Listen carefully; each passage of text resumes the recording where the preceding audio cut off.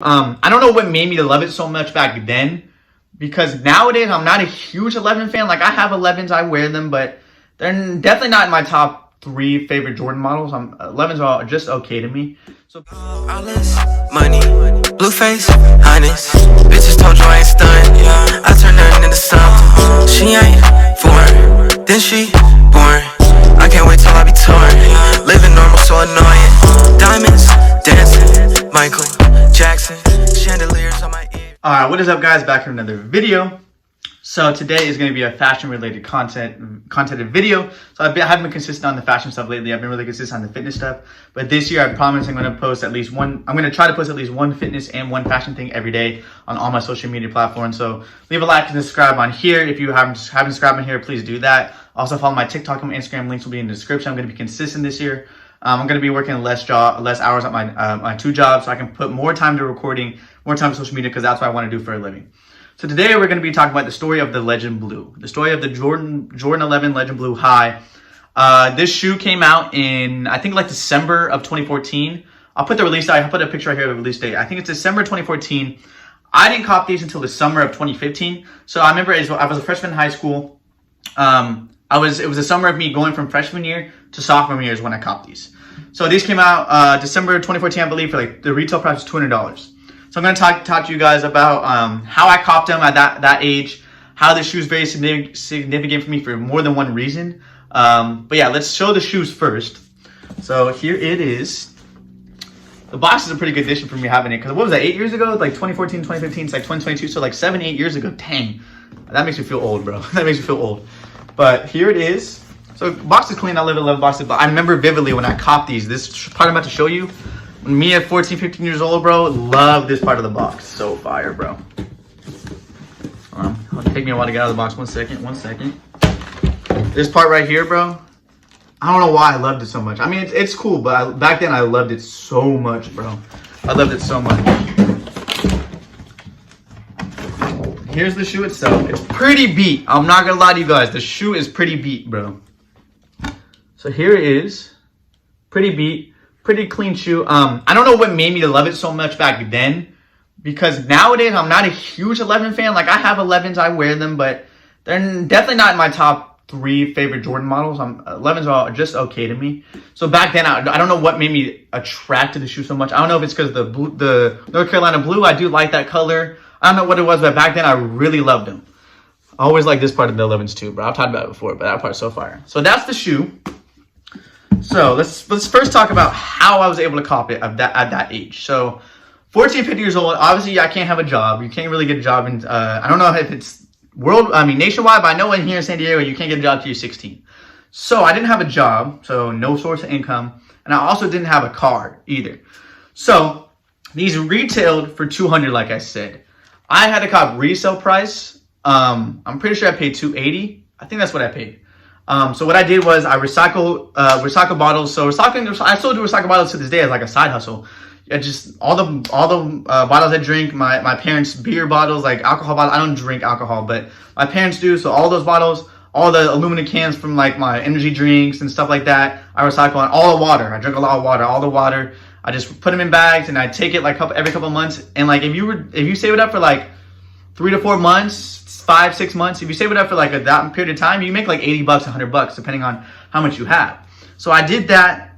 I did that a couple times. I think I made like maybe like $120 off of that. And also I worked with my grandpa on the weekends, and he gave me some money to do yard work with him and just little side hustles like that. So that's how I was able to get the money, just by grinding, recycling bottles, doing side hustles, doing yard work with my grandpa on the weekends when I didn't have school. Because back then I didn't really do anything. I mean, I played sports in high school. I played basketball and baseball in high school, but on the weekends I didn't really do anything. All I did was just like play video games and shit. So like instead of playing video games as a kid back then, I was like, I really want these shoes, bro. So I'm gonna grind because I really want these shoes. Like nothing was stopping me. I was like, bro, I need these shoes. Because my parents don't, obviously all parents are like this. They don't want you to spend that much money on a pair of shoes. So like they're not gonna buy it for me. And my parents still now to this day yell at me for buying too many shoes. Like, I mean, I get it, but it's like something I love, you know? So that's how I was able to get the money, is by just doing side hustles like that. And I also didn't have a car either, right? So I wasn't able to go get the cars. So where I bought it was off of OfferUp. Back then, when OfferUp was popping before StockX and GOAT and all that, OfferUp was popping. The OfferUp and Craigslist is how you got your shoes for resale, right?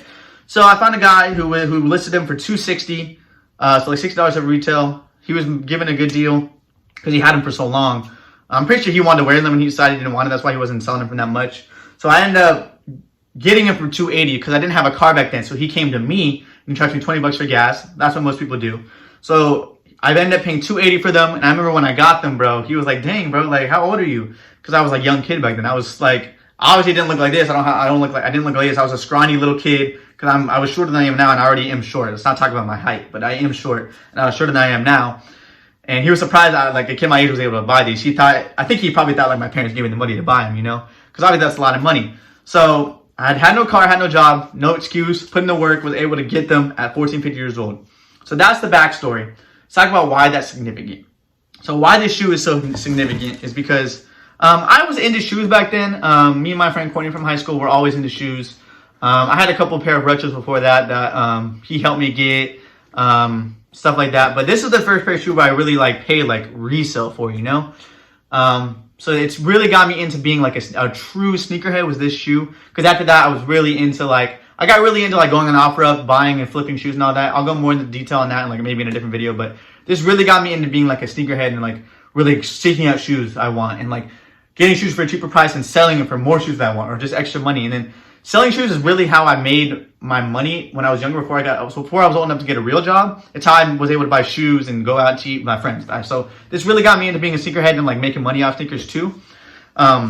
I wish I still stuck up with it because once I got a real job, I stopped selling sneakers. But now people make a lot of money off it. But that's not the point. This shoe really got me into being a sneakerhead. And you guys follow me on Instagram or anything, you know that I'm a really big sneakerhead now. I spend a lot of my money on shoes like a lot of sneakerheads do. So that's one reason why it's significant, because it really got me into my sneakerhead and my sneaker journey.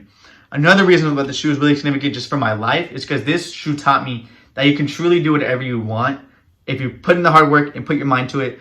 I was not taking no for an answer for these, bro. I was getting these no matter what. I was paying resale for these no matter what. I wanted these shoes. So I put in the work. I was talking about those, did yard work, did those side hustles to get them. And after that, it just made my mind keep going and going and thinking about that all the time. So any shoe that I ever wanted when I was at that age and in high school, I got it. I put in the work and I got it. Even when I got a job, I would just use my money for my job and just go get the shoe, bro. I would just work extra hours at my job and go get the shoe. And not only with sneaker stuff, just in life in general, like I think this shoe really helped mold my mindset of like if you put in the work, you can do whatever you want. So that's why I'm trying to portray to you guys. I want this channel not to only be a fitness and fashion content. I want it to be a motivational content, you know? Because I truly believe that if you put in the work, you put in the time, it may be hard, but eventually if you can stay consistent and put in the work, you can do whatever you want. And obviously, I know I don't have the results to show you guys. Like, I'm trying to make this YouTube and social media stuff a living. And I don't have like a huge following, right? Like, I don't have the results to show you guys like, oh, I put in the work and I'm big, right? So I'm not big. So if you guys don't want to listen to me, you don't have to. But I truly believe that if you put in the work, you can do whatever you want. And this shoe is just an example of that. An example of that. I put in the work and I got what I wanted. I got the results I wanted by putting in the work and stay consistent, right? So that's why I truly believe that at the end of this year, if I stay consistent, I can start making a little bit of money. That's my goal, is to make a little bit of money off of that. And then maybe next year, I'm popping on social media, right? Like, I have a lot of subscribers, a lot of followers, and I'm doing it for a living. And I'm not just like trying to brag by saying that. I want all you guys to just follow your dreams, man. Don't care. Don't worry about what your parents say. Don't worry about what your friends say. If you love something, follow it. Because if you love something, you're going to put the most effort into it. If you love something and it's your passion, put in the work every day, stay consistent, and the results will follow. I promise you guys. So that's all I want to hop on here and tell you guys, just the story of the Legend Blue, bro. How it's significant to my life and how it's helped change my mindset and the mindset I have today of following my dreams, putting in the work, and really truly believing that if you put in the work, anything can happen. So I want you guys to get up off your ass, follow your dreams like I am. I promise you guys, just do what you love, and it's gonna be good, man. So yeah, just leave a like and subscribe. Follow my Instagram and my TikTok. Links will be in the description. Follow your dreams, man. I was down broken, I was on my last year. Now I get cash, yeah. 200 on the dash, yeah. Told them my dreams and them niggas, they laughed, yeah. That was like last year. Now they some fans, yeah.